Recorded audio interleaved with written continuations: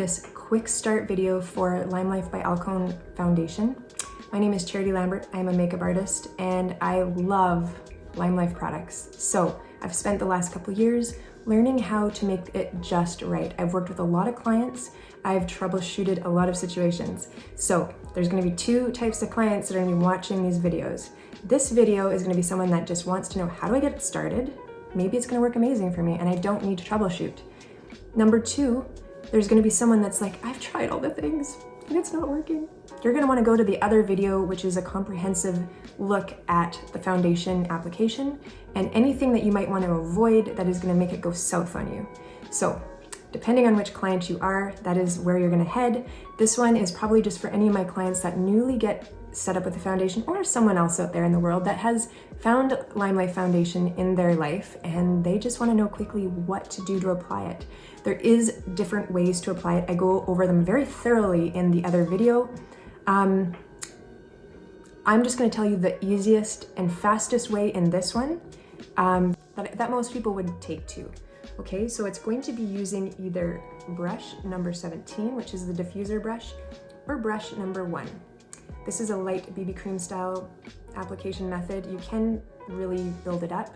This one is more, it's a dewy finish. It's light to medium. It is faster. It can streak a little bit.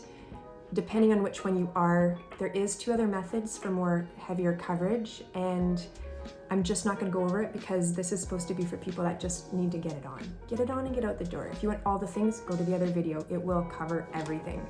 Okay, so the first thing you're gonna do is make sure you prep your skin with your primer spray. This is first base priming spray. Don't use anything with silicone in it. I stress that to you because your foundation will hate it. You wanna make sure that you prep your skin with moisturizer just before you start, and if you have really dry skin, put on a little bit of One Drop Wonder or Due Date if your skin can handle that. It will make it go on much, much better. If you have any drying issues from the foundation, your prep wasn't enough, you didn't have enough hydration in it, and in some cases, you might even want to put a drop of oil right onto your foundation and swirl it. You can do that. They are compatible because they're made of the same sorts of things. So once you go into it, you're just going to swirl like that. You don't need much on your brush. And because I just did that long video, I'm not gonna be able to show you in this one. I didn't want to take it all off to start over. But you basically are just gonna do this all over your face. Little circles. And areas where you may notice a little bit of streaking or anything like that, you're just gonna pounce it on that area. If you need extra coverage in a certain area, you can do that as well. So you really have two options. You can really kind of swirl it all over, unless you have dry skin, because it will bring up those flakes, or you can kind of pounce it in. Don't forget your neck, go all over, and that's basically what you're gonna do all over your face. If it is cold in your environment, you're gonna wanna make sure you warm up your foundation. It is wax-based, so it will be amazing if it's not too cold. So if it is cold in your environment, take a blow dry, add it. It will soften it. Or you can take a little scoop of it out, put it on a silver palette, and really swirl it. Like use a little spatula like this. You can scoop it out, and then you're just gonna do this to really break it down. Makeup artists would say that is the best method for application, but for somebody who's really quick, they're not gonna do that. I know they're not. My clients, I've worked with them and I love them all, and I've learned all the ways that people don't want to do things and what they're willing to do. So you can do that with a little bit more, swirl your brush on it, put it on. It'll probably apply a little bit easier in that way. So those are two options you have.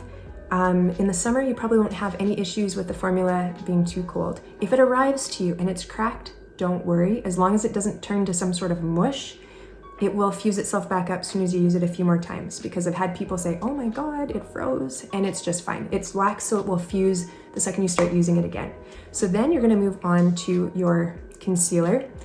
I forgot to mention, because it was in the other video, but if you're doing color correcting, you're gonna do that first. And then when you move on to your under eye, let that be last, because I find that it merges the areas together. And I won't go into great detail with that because I did a video on it that you're gonna wanna catch on the secret to applying LimeLife concealer. And so you put that guy on, and then once it's all on, you can check to make sure that there is no streaks or no weird little patches, or that you got the right coverage on, and then you're gonna set it. And the best way to set it is to use a fluffy brush. LimeLife by Alcone's number 1 is the one I tend to use. You can use the back of a blender full. just be careful, you can overdo it with that guy. And you're gonna just apply your powder like this. So you don't ever wanna swirl after your foundation is on. The swirling is done.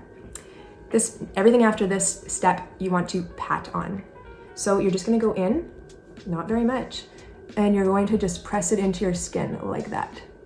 Now you wanna just look in the mirror, and if it looks matted, that's all you need. Go back into your powder and you're just gonna push it again. If you're really dry, you really might get a whole side of your face done with one pat. Less is more. Don't use other powders, don't use anything with pigment in it because it will not be compatible with this high pigment foundation. You can use our Color HD powder, I mentioned it in the other video. They are compatible, but most other powders out there have too much pigment and you're gonna end up hating it. So you can just apply it all over until you are done. Then you're just gonna make sure to go ahead and set it with either Time Setter or Oil Strike. If you didn't purchase it and you don't really find a difference, you're happy with it, don't worry about it. But if you find that it comes off on your mask or that it's not lasting the whole day, or for some reason it's just looking a little makeup-y, Time Setter spray will really marry all the layers together. It leaves you with a nice dewy finish that you can still blend with a bit more powder if you need to. It will make it last twice as long, and with the primer spray, it makes the makeup a lot more vibrant and stay vibrant. Your skin doesn't really absorb it. I don't want to mention too much about that because then it will be as long as the other ones. So I just spray when I'm done and you kind of just go. I do 4 or 5, depends. If I'm really dry, I might do a little bit more, but just let it dry. Make sure you look down if you have eyeshadow on, because sometimes if you get it wet and you do this and you have hooded eyes, it will leave a little crease. So that's all I'm gonna say for this video. It was really meant to just get you started up, just a quick guide. And now if you have any issues after you do this, you're gonna wanna go to the longer video that's gonna run you through all the specifics. You will be a makeup artist by the time you're done watching that one. So I hope this was helpful. If it was, please give me a like so I know. I generally make my videos to help anyone I possibly can. That's the one way I'm gonna know if it was, is if you give it a like or a comment or both. Thank you so much. Bye.